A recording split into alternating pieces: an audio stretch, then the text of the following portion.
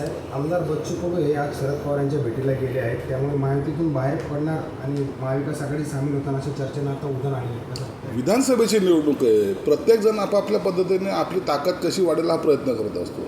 आज बच्चू कडू शरद पवारला भेटायला गेले, आणखी कोण कुणाला भेटायला जातील, आमच्याकडे अनेक लोक येतात. म्हणून आम्ही या विषयावर एवढं गांभीर्याने पाहत नाहीत. ज्यांना आपली विधानसभेत ताकद आजमायची, तो प्रत्येक माणूस तो कोणत्याही पक्षाचा असेल तो आपला प्रयत्न करत असतो. म्हणून त्यात काही गैर नाही. आणि बच्चू कडू तसे अपक्ष म्हणून त्यांचा पक्ष आणि ते अशाच पद्धतीने निवडणूक आजपर्यंत लढत आलेले आहेत. म्हणून ते गेल्याने किंवा भेटल्याने फार काही असं घटना घडतील अशातला काही भाग नाही. बीड दौऱ्यादरम्यान मनसे प्रमुख राज ठाकरे यांना शिवसेना उभाटा गटाच्या वतीने सुपाऱ्या दाखवण्यात आल्या. काय वाटतं? उभाटा गटाचं आणि राज ठाकरे साहेबांचं हे आपसातलं असलेलं वैर हे उभाटा गटाने व्यक्त केलेलं आहे.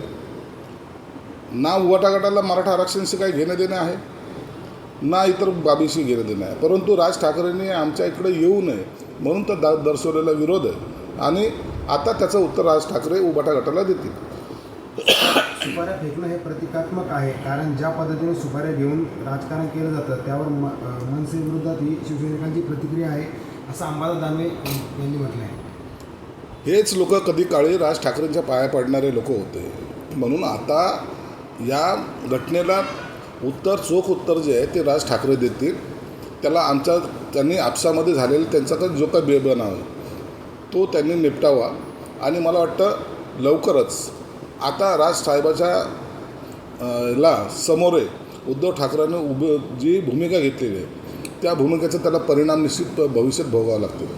महाराष्ट्रातून प्रकल्प गुजरातला जाण्याची सिलसिला वारंवार सुरू आहे. महिंद्राचा एक प्रोजेक्ट जो महाराष्ट्रात येणार होता तो पुन्हा एकदा गुजरातकडे गेलेला आहे. असं काही नाही आहे. एखादा प्रोजेक्ट इकडे तिकडे गेल्याने महाराष्ट्राच्या प्रगतीवर कोणताही परिणाम होत नसतो. आता परवाच्या दिवशी इथं उद्योगमंत्री येत आहेत. आता 2000 कोटीचे प्रकल्पाचे आम्ही आता भूमिपूजन करतो. म्हणून आता महाराष्ट्र हा समृद्धीकडे चाललेला आहे. महाराष्ट्र हा एक नंबर आहे आणि तो एक नंबरच राहील. शेवटचा प्रश्न, उद्या मुख्यमंत्री संभाजीनगर जिल्ह्याच्या दौऱ्यावर येतात. कसा दौरा असेल आणि काय नियोजन करण्यात आलं? उद्या मुख्यमंत्री संभाजीनगरच्या दौऱ्यावर येतात.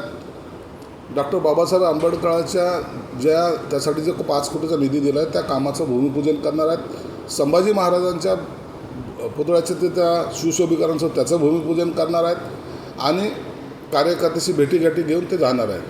परंतु 12 तारखेला पुन्हा विभागवार सर्व शिवसेना, भाजप आणि अजितदादाचे राष्ट्रवादी यांचा एक मेळावा संत एकनाथ नाट्यगृहामध्ये सकाळी 11 वाजता होणार आहे. या बैठकीलासुद्धा राष्ट्रवादी काँग्रेस आणि भाजप शिवसेनेचे काही नेते, प्रमुख नेते हे मार्गदर्शन करणार आहेत. निवडणुकीचा विधानसभेचा आता प्रचाराचा शुभारंभ झालेला आहे.